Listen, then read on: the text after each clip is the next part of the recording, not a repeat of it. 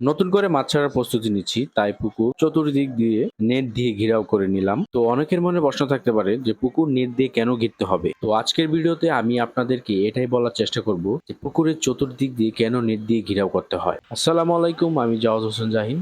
তো আজকে আমি চলে এসেছি আমার ছোট্ট খামার বাড়িতে। তো এখানে আসার উদ্দেশ্য হচ্ছে এই ছোট্ট পুকুরটির মাছ সবগুলি ধরে ফেলা। তো সবগুলো মাছ ধরে ফেলার পরে কিছু মাছ বড় পুকুরে ছেড়ে দেওয়া হয়েছে, আবার কিছু মাছ খাওয়ার জন্য নিয়ে যাওয়া হয়েছে বাসায়। তো এই পুকুরটা থেকে সবগুলি মাছ ধরে ফেলার কারণ হচ্ছে, তো এই পুকুরটাতে নতুন করে শিং মাছ চাষে যাব, তাই এই পুকুরটা প্রস্তুত করতে হবে। এর জন্য সকল মাছ ধরে ফেলা হয়েছে। শিং মাছ যেহেতু খুবই সেনসিটিভ মাছ, তাই পুকুরটা খুব ভালো করে প্রস্তুত করতে চাচ্ছি।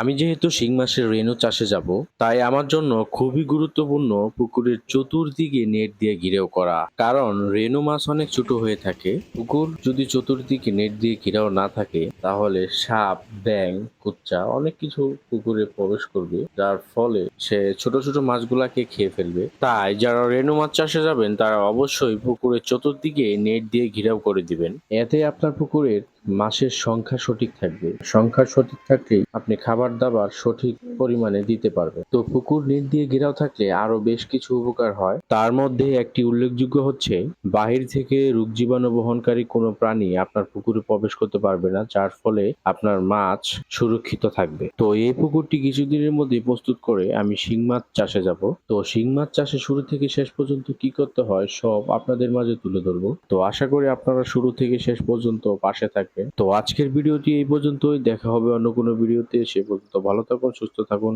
খোদা হাফেজ।